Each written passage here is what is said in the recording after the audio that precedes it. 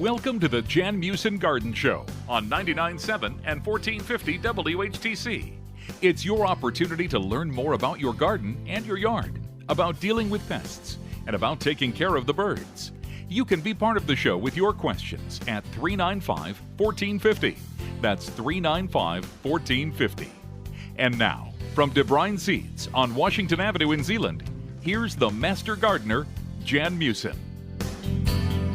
And good morning, everybody.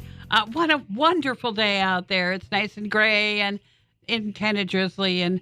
But hey, it's not snowing and we're not in the middle of a blizzard and the roads are clear. So it's a good day out there. It's a good weekend. I don't think we're expecting any bad weather this weekend. So let's all just be thankful for that.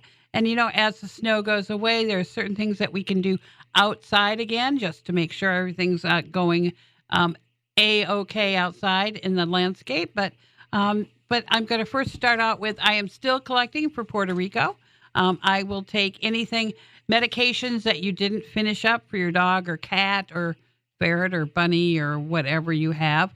If you got some pills left over, I will be glad to take those, or even human medicine if you didn't take like all your antibiotics. Shame on you, but I will take them and I'll send them down to Puerto Rico. They really, really love that. I also take bandage material, medical supplies like syringes, needles. If you've got something extra, I will be glad to take it and send it down. I just sent some, I think it was 10 big boxes down, and it was starting to look pretty empty on the table where I put all the collections. And hey, I got a bunch of stuff yesterday again. So as soon as I get it in, I'd like to send it down. So if you've got some stuff, really, I will be glad to take it. Just drop it off at Debyru Seed. You can drop it off at the desk in the store. Give it to one of the guys. Just tell them it's for Puerto Rico. They'll know what to do with it. Everybody in the place pretty much knows what I do for Puerto Rico, so that is fine. We have a couple of calendars left, just a couple. So if you didn't get your Debyru pet calendar for 2024, we do have a couple left. And I do like to take a little donation for Island Dogs or Save a Gato for that, and that's wonderful. Okay. Well, what's going on? Foundations of Gardening. If you signed up for that, that starts February 1. That's coming up next week already. It is the course that you need to take if you want to become a master gardener here in Michigan. It is 10 weeks, so it goes from February 1 through April 11. There are tests, and you have to pass the test if you want to become a master gardener. Or you can take it without taking the test if you just want to learn about gardening and lawns and fruit trees and whatever else is out there to cultivate. You will learn in this 10-week course, and there's lots of lectures from experts. There's a lot of handouts. It's a wonderful learning experience. If you've always just kind of wanted to know more about it, or maybe wanted to know what it's involved becoming a master gardener, this does cost $300, but it's well worth the money. I still use the book. You get handouts every week, and I put it in a notebook, and it's a huge notebook now, and I still go back to it all the time and looking up things, and it's amazing how advice pretty much stays the same. Every once in a while they'll come out with, maybe we shouldn't be doing that, but most of the stuff stays the same. So, and anyway, you need to take continuing education, so you'll find that out. But if you want to become a Master Gardener, Foundations of Gardening, you have to go to MSU, or MSU Extension, and look up Master Gardener, and you'll find Foundations of Gardening. If you've ever wanted to know what's involved with beekeeping, getting started with beekeeping is going to start. It's a virtual one online.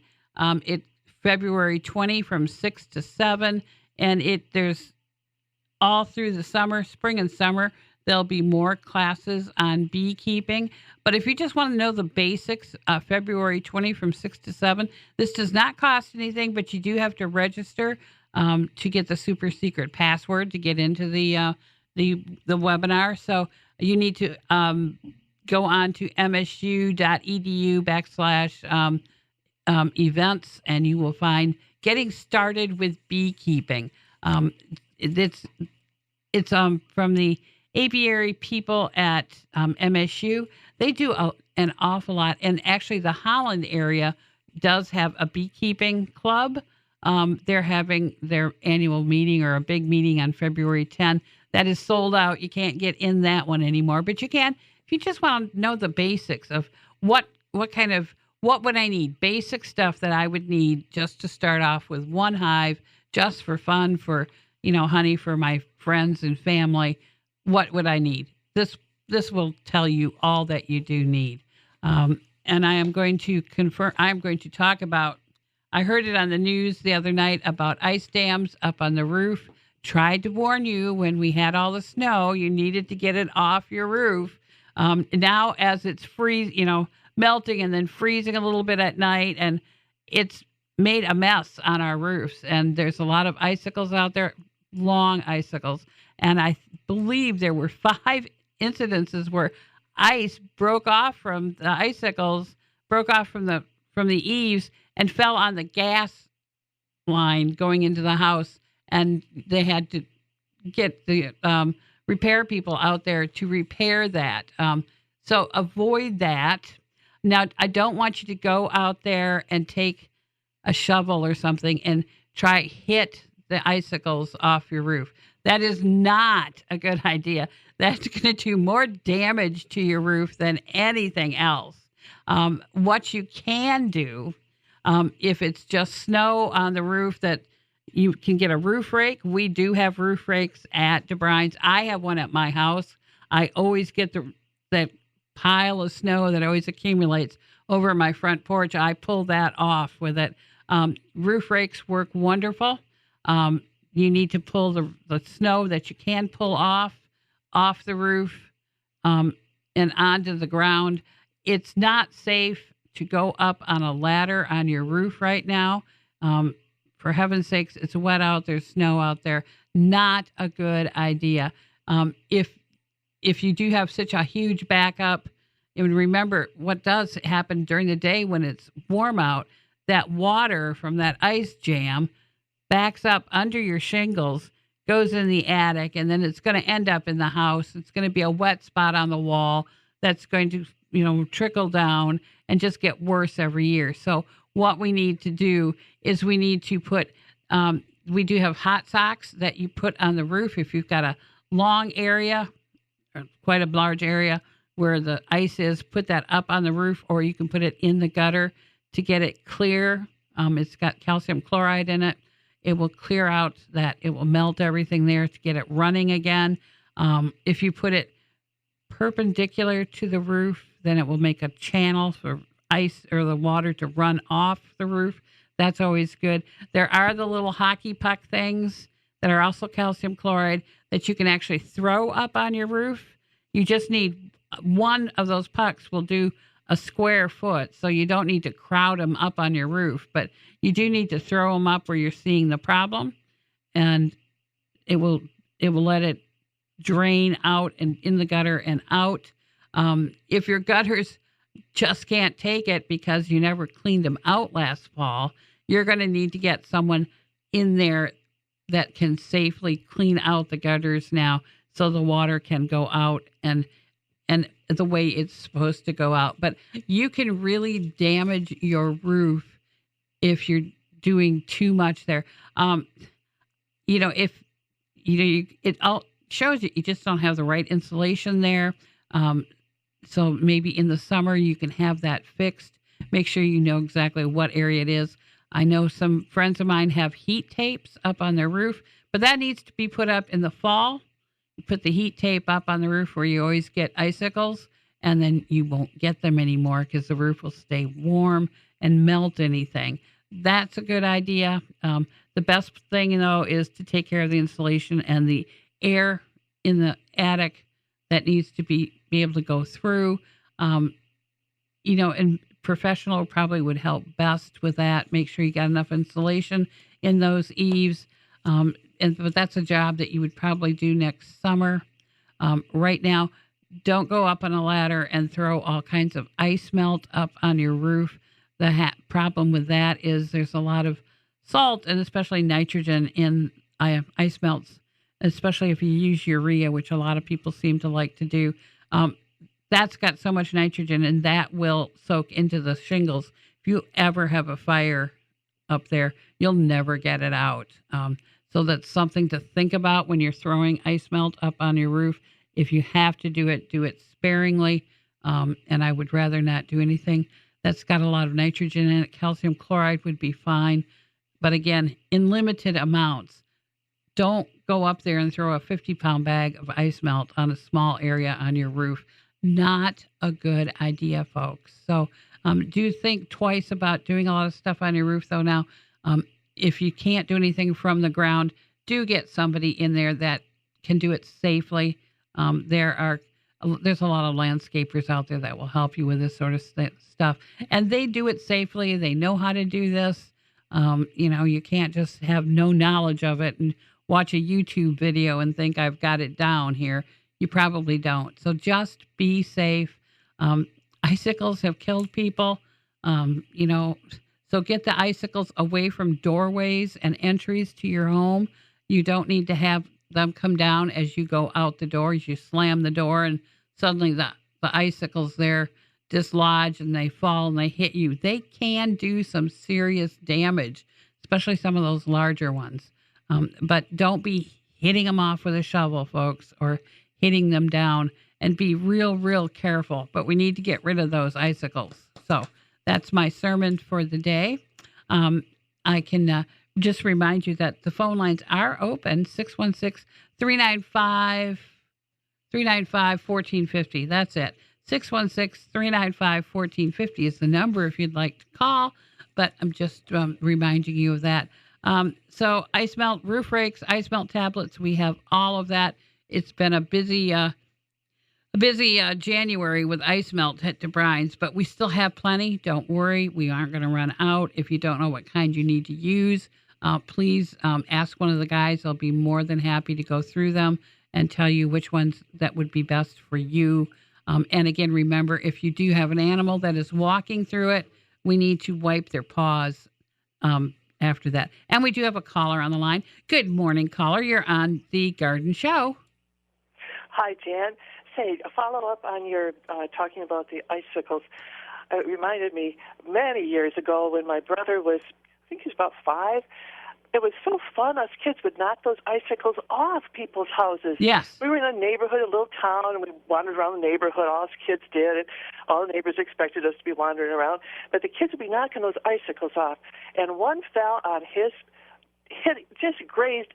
He had several stitches in his lip. He was very lucky. Oh, but, yes. It's not only the adults that need to be worried. It's so much fun for the kids, and it's not a good idea. So thanks for warning all of us, and always enjoy the garden show. Yes, well, thank you. So now remember to watch your kids, too, with the icicles. I remember, pulling icicles off, and then we'd suck on them as we were walking to school. So, that was always fun, too. But make sure you got the kids there, because when those things fall, they can do a lot of damage. We've got a new engineer here today, and he is telling me that I have to stop talking now, and I will be back in just a few minutes after these messages.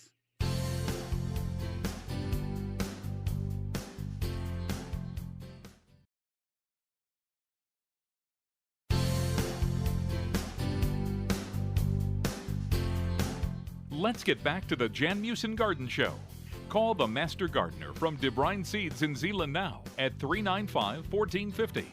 Once again, here's Jan Meeuswsen. All right, we're back. Phone lines are open, 616-395-1450. That is 616-395-1450, the number to call if you need to give us a little jingle here. We were talking about what's going on at Debyru's. Outside of ice melt, every form of ice melt and roof rakes and everything like that, the bird seed. And, when it gets cooler out, people, the birds are out there. They aren't out there quite as much as they were when the snow was falling at my house, but they are still out there. And every time the snow starts to melt, my back patio kind of floods, so then they're not around there that often. But It was pretty dry out there this morning when I filled the feeders. So they're still out there. They love to eat, and my cat likes to watch them. So I'll fill the bird feeders every day, and I know you can fill them.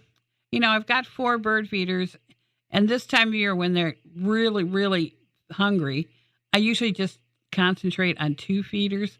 I fill them in the morning. Once it's gone, it's gone. I don't go back out there until the next day. I do make sure there's plenty of suet out there. Suet's a great thing to put out there for the birds. It's really high in fat, and I've got suet that's got some sunflower and peanuts in it also. I think it's the woodpecker suet. So they get a lot of energy, a lot of protein. It helps fill their bellies up, and they don't need to have as much like seeds. They really have to fill their bellies up and keep filling them up all day because it takes a lot of room in their tummies. But yeah, actually, they don't have stomachs, Jan. But actually, the suet takes up less room and it's higher in energy. So it's a great thing to have out there. So make sure you have some suet out there. And also, I have found that the birds by my house are going nuts over cakes of compressed seed. Now, we have those at Debyru's, and we've got them in cute little shapes like little snowmen and things like that. My birds love them, absolutely love them. They are all over them. And I hang them up, and then they'll eat them down, and then they'll fall down on the ground. And then the ducks love them too. So even the little twine has disappeared that it was hanging by. So I keep putting those out. They keep eating those. So I like to keep my birds happy. That way, if I can keep them during the winter, then I'll have them during the summer too. So remember, these are the birds that stay year round that are with us right now. Well, most of them. The juncos go further north in the summer, but my goodness, what cute little birds they are. And I'm going to remind you that the Great American Bird Count is going to be President's Day weekend in February. I think that's the 3rd weekend in February. It's Saturday, Sunday, Monday, or no, Friday, Saturday, Sunday, Monday. It's 4 days, and you can sign up. You don't have. You just tell them that you're going to do it, and they'll tell you what they want. But what you need to do for the Great American Bird Count, or not just American, it's worldwide, is they just want you to count birds for 20 minutes in one location over the weekend, just once. That's all they ask of you. I do it every day because I think it's fun. So I do it when I have my coffee in the morning and I'm watching the bird feeder, and I just sit there and write down what I see at the bird feeder. And I've learned a lot about what little birds are by my feeder and what birds come. If you're not quite sure and you think they're all just little brown birds, well, they're not all little brown birds. They all are different varieties, and you would be surprised how many varieties there are. And if you're not quite sure, when you sign up to do this, they'll tell you to get the Merlin Bird app. Now, it's a free app. Put it on your phone. You can take a picture of the bird that you want identified, and it will identify it for you. You can identify it by song. You can identify just by describing it.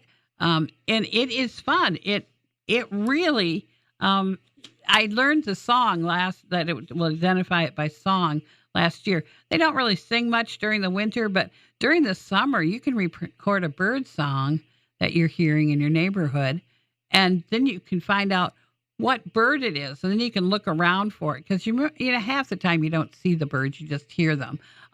It is fun. I love that app on my phone. I am always using it.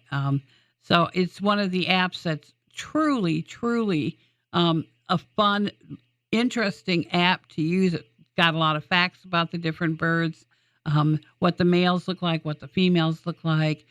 I always have a problem with identifying. I'll know what they are, but I don't know if it's a male or female. So that's the start. But I'm trying to do better with that, and I'm trying to do better with identifying bird songs and identifying who's singing. I'm trying to do that right now too. I'm kind of a novice birder, But you don't have to be an expert birder to just sit there and count the birds. And it doesn't have to be in your backyard. You can go to the park. You just have to tell them the location where you counted the birds. You can go to the beach. The beach in the winter is a fun place to count birds. You would be surprised how many birds are out at Lake Michigan in the wintertime. Oh, you don't have to go to Lake Michigan. It's kind of windy out there, but you can do it by Lake Mac somewhere or inland lake. You'd be surprised how many different birds. Window on the waterfront is a fun place to count birds. You got to be really up on the different types of waterfowl because it's not just ducks out there. There's a lot of different things out there. Bring your binoculars and just have fun at looking at all the birds and trying to identify them all. Windmill Island would be another place that would be fun to look for birds by the water. But again, get creative. Again, you don't have to do it just in your own backyard, but it's just 20 minutes. That's all they ask for you out of the weekend. Or you can do 20 minutes here and then 20 minutes there, however many times you want to do it. It all helps. All the information goes to the Audubon Society and the Cornell Bird Lab at Cornell University, and they compile all of the where the birds are. I mean, sometimes some winters we get pine siskins, and some years we don't, and they will identify where they are. During this year, this is where they were. They stayed further north, or they went over here. So it's kind of fun to see where the birds are, and it's kind of fun to see how many different people count. And oh my goodness, how many different countries these counts come from. So India and there's a place in South America. I can't remember if it's Colombia or I can't remember what country in South America. There's two countries that have all of these tropical birds, and my goodness, they count all these different bird species. We don't have that many bird species up here, but they've got tons of them. So it's kind of fun to see all the birds that they're counting. And during the weekend, you can take pictures of the birds that you're seeing, and they post them online, and so you can see what other people are watching. You can just go for what you see in Ottawa County, or you can go what's going on in India. So it's a fun thing to do. I've done it. I can't remember how many years now. And I find it very fun to do. I get a little better every year on doing and identifying what the birds are quickly enough. And don't stress over it. I mean, if a whole flock of birds comes down to your feeder, I'm 10, or whatever, you can estimate it too. And then if they fly away and then they come back again in your 20 minutes, you have to count them again. So you got to know all this kind of stuff, and they'll tell you all that. You'll get hints on what to do it, how to do it. But it's something that you should do. It's just fun. Another fun thing right now is to plant some bulbs like amaryllis or paperwhite. We've got some paperwhites going in the store and some amaryllis, and they're great things to have. It's fun to have something growing in the house during the winter, especially something that will flower. Flowers just bring you joy. It just brightens the mood of the whole room that you're in. So, start some flowers. It's great for someone that's stuck inside the house all the time to watch something like this growing. I love watching my amaryllis grow. Mine's about a foot and a half tall right now. It looks like the buds are going to be pink. I don't remember what color I bought, so it's always kind of a surprise. So that's the fun part of it. And we've had people that have had 8 amaryllis flowers on a stalk. 8's a lot. I usually get 4, but 8 is double of what I get. And a bunch of people I've heard have gotten 6. So I know that they can do that. So enjoy the amaryllis bulbs. Great to have them out growing for Thanksgiving. Valentine's Day. How did I get Thanksgiving out of Valentine's Day? I will never know. Okay, but yeah, that's a fun thing to do. Another fun thing is we've got some wind chimes in. We got them in by mistake, and we were going to ship them back, and they all sold out. And so we've gotten some new ones in. They're not the cheap little ones. These are nice, heavy-duty wind chimes, and they are beautiful, and they sound so pretty. So it's something fun to take a look at the store. Ken's got them by the door. So every time the door is open, we hear the wind chimes, and it's kind of pretty, except for when it was really windy. But just a normal wind blowing, they're absolutely glorious. So, come in and take a look at those when you come in the door. We need to stop and take a break. The news is coming up next, but we will be back with the garden show after all that happens.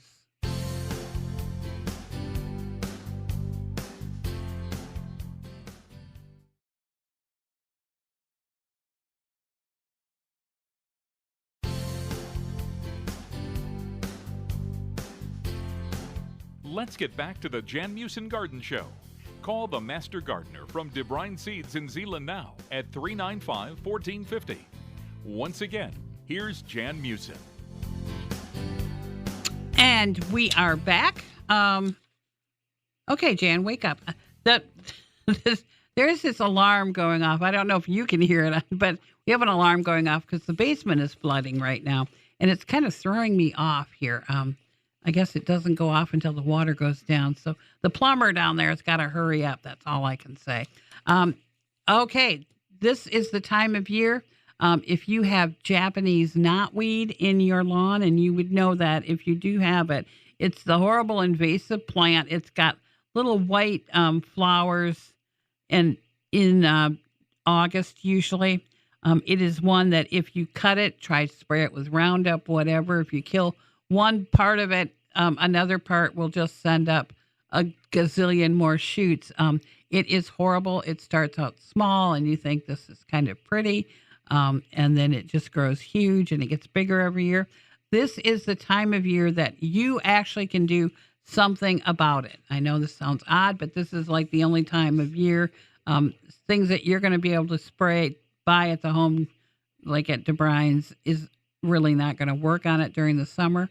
But if you go out there right now with a brush hog, a machete, I don't care what, and run it over with your snowmobile, chop it down right at the ground level. That will kill that part of the plant. So, hey, this is the only time you can actually feel like you're doing something about the Japanese knotweed. So we're going to go out there, we're going to cut it down and get rid of it, burn it, whatever you want to do with it. If you're going to dump it, don't put it in a compost bin. You need to put it in a plastic bag. The landfill will take invasive species wrapped up in a plastic bag, and you can put it out with the garbage, actually.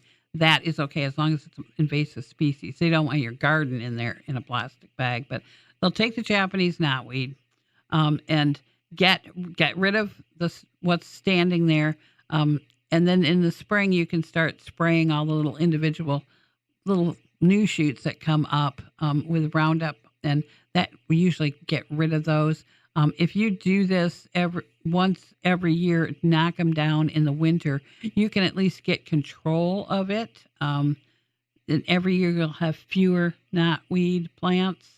So that is that's the goal. And if you don't do this in the winter, come spring when the new shoots start coming up, you can't really see it because there's so much old overgrowth. So that's why it's a good thing to knock it down so you can see when it starts coming up in the spring, and get it done. And I love it. MSU will say you can use brush hogs, weed whackers, or you can knock them over with a snowmobile. I mean, it is even telling you to do that.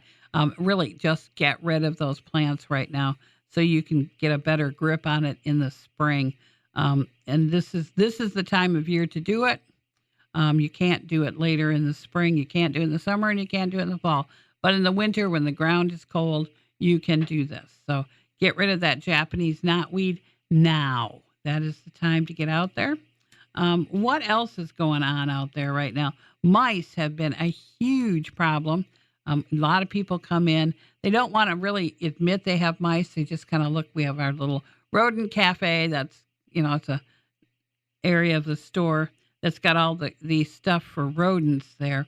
They don't really want to tell you, oh, I have a mouse problem in my house or whatever. But hey, we can help you with that. Not a problem. We all have problems with mice.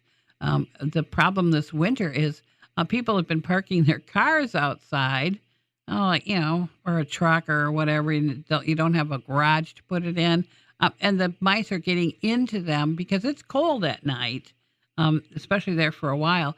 And they've been starting to chew the upholstery and wires and things like that. So what you need to do is we've got them called Mouse Magic, and they look like, to me, what they look like is those little sachets that you usually throw in your underwear drawer that have lavender in them. But it's not that, but that's what they kind of look like.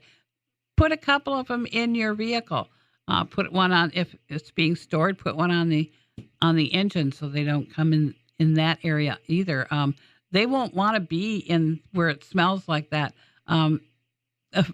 I wanted to see if it really smelled bad, if you could put it in a vehicle that you used all the time. And really, the first day or two, it's really, to our noses is really strong. I didn't think it was horrible. It's not a horrible smell at all. But after a while, I wasn't smelling it at all. So it's not a problem. So you can use it in a vehicle that you use, every day. We have determined that. And I'm a little sensitive to smells. So if I can use it, then you can use it too. So if you do have a problem with mice in your vehicles, the Mouse Magic things are what you need to do. That will work well. It's an easy enough thing to do. Some people throw those in like a stored boat or camper or whatever, keep them out. That works also. I like the rodent stopper that you spray. I've got some areas around my house I know that the mice can possibly get in there. So I spray those. I go around once a month and I spray all those areas. I don't want them coming in. And there's a room, they like to come in the furnace room, and I know where they like to come in if they're going to come in, and I can spray that too. So I don't have a problem with those guys anymore. They seem to have abated at my house. I wish I had a cat that would actually catch these things. My cat likes to catch and then release. He hasn't quite gotten the idea of, no, we catch and kill. He just plays with them for a while, and then he just gets sick of them, and then he walks away. It's just really, really irritating. I expected more out of him, but hey, just a pretty face, I guess. I used to have a cat that would just sit and wait for them. She was good. She pounced, killed, and that was it. There was nothing left. Never ate them. Always put them by her food dish if she caught them in the night. And then in the morning, I would wake up and there would be mice on the little placemat next to her food dish. It was irritating. And then one time she threw one in her water.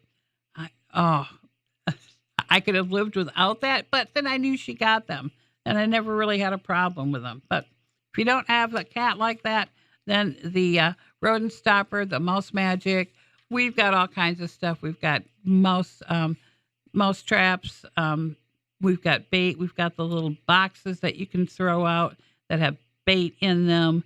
You can throw them in the attic or crawl space or wherever you've got, wherever you see them. That works. The poison is inside, and they will eat it, and then they go outside. It works well.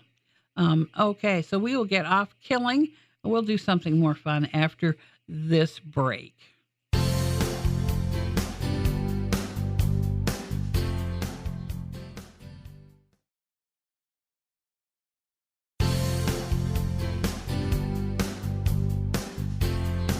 Let's get back to the Jan Meeuswsen Garden Show. Call the Master Gardener from Debyru Seeds in Zeeland now at 395-1450. Once again, here's Jan Meeuswsen. And we are back with the last segment. Phone lines are open. 616-395-1450. 616-395-1450. Let's talk about our house plants right now. I know we're going to go from outside to inside, but there's a lot of things we can do for them during the winter. And a lot of the problems that you get with the houseplants in the winter is not enough sunshine. So make sure you've got your plants in the west or south windows. And, clean those windows so they can get the most light. I cleaned my windows last weekend so the the plants could get as much sunlight as they can this time of year. And what have we gotten? Like 2% of the available sunshine this month. But hey, clean your windows. Maybe it might get some. The plants tend to grow toward the light, especially this time of year when there isn't that much light and it's a shorter day length. So every time you water them, it's a good idea to give them a little, like a 1/4 turn to either the right or the left so they grow straighter. So every time you water, I want you to turn your plants right now. The east-facing windows are perfect for ferns and other plants that are prone to leaf burning. They're also fantastic for African violets. They work really well in the east-facing windows also.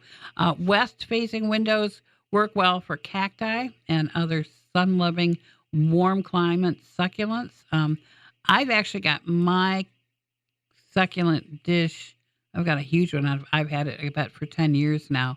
And I put that in my south-facing window, but not in the direct sunlight. It's off to one side.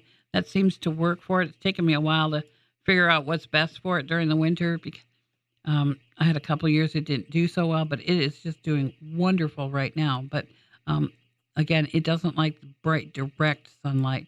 And when you water your plants, water it enough so the water comes out the bottom of the plant, and then let it do it, and then you can put the plant back down.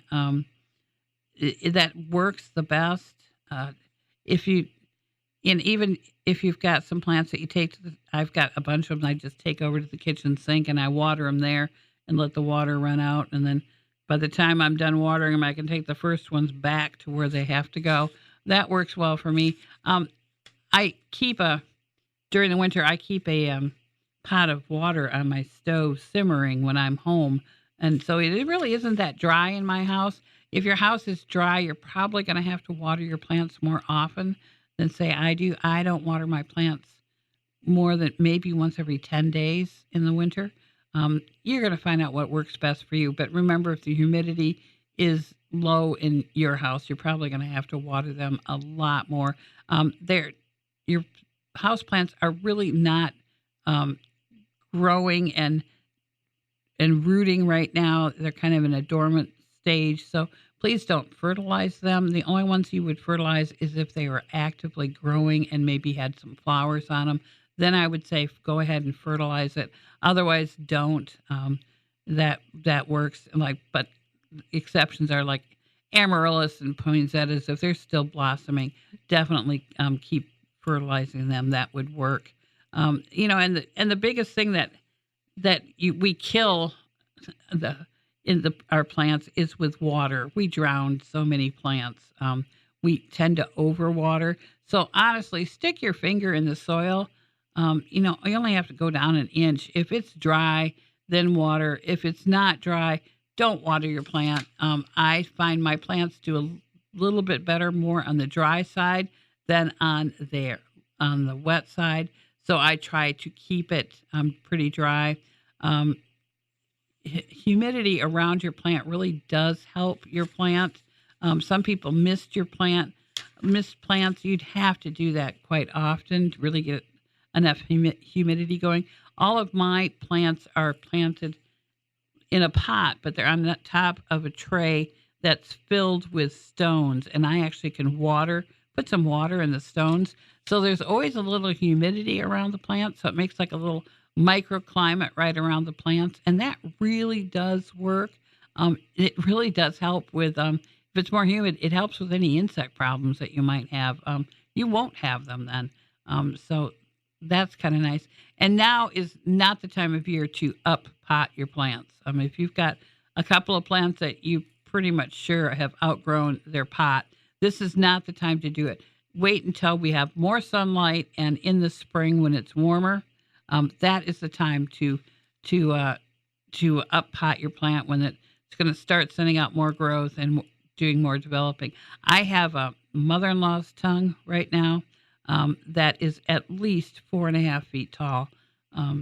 It never used to be. It used to be this little tiny 12-inch pot of flower or plant, and it's 4 feet now. And it's still in the same pot that it was in as when it was a small thing. It really probably should be up potted, but I'm going to wait till spring to do that. I think that's going to be a 2-man job to do this, because I'm probably going to have to break the pot it's in. It's probably so root bound in there, I would say. But, sometimes you do need help. Up potting, like say your Christmas cactus is easier if you trim the Christmas cactus back. And to trim it, you just have to take off the little whatever you call it, little brackets. You just keep taking those off. Remember, don't take off more than 1/3, and then have someone else help you pick it up, and then someone else can get a new pot to go down in there. That would work the best. Just having someone to help you with it. I don't want you to have to set it down like on its side and break all of the leaves off. So having a helper when you're going to up pot would be good. Right now, if you want to go and take a cloth, and it'd be a dry cloth or a wet cloth, the microfiber cloth works really well. Clean off the leaves of your plants. They breathe through their leaves. So if they're dirty, it's not going to be able to get any oxygen in there. So we need to take it. And this is once a month, go and dust your plants. And it's fun to do. It's a lot easier job than a lot of other things around the house. So I don't mind dusting off my plants at all. And okay, this is the, what else about my plants? Oh, cut off any brown tips with a scissors, remove dead leaves. If you've got fungus gnats, we do have stuff that you can put on the soil to kill the fungus gnats. That's always best. It works best. Those things are so annoying. They can fly all over the house, and they kind of like to seek you out, and they just kind of be all around you. And until you start, every time you turn around, you're swallowing another fungus gnat. It's nicer just to get rid of them. So it is good. Bonide puts it out. It works extremely well. Works extremely well for any kind of insects. And honestly, you're not alone. This is the time of year, especially if you put your plants outside last summer. This is the time of year you're really going to know that the insects are there. Okay, my engineer is telling me that I need to stop talking, but I'm going to remind you I'll be back here Tuesday morning at 8:35, 8:45 with Dan for the garden party. And then I'll be on from 10 until 11 with Gary on Talk of the Town for the garden hour. And I will be back here next Saturday at 11:05 or thereabouts for the garden show. See, I got that all in. See, you doubted me. But until then, till next week, go green. You've been listening to the Jan Meeuswsen Garden Show on 99.7, 1450 WHTC and WHTC.com. If you wish to hear this or other programs hosted by the Master Gardener from Debyru Seeds in Zeeland, check out the podcast section of our website, WHTC.com, and listen or download for free. The Jan Meeuswsen Garden Show is a presentation of 99.7 and 1450 WHTC.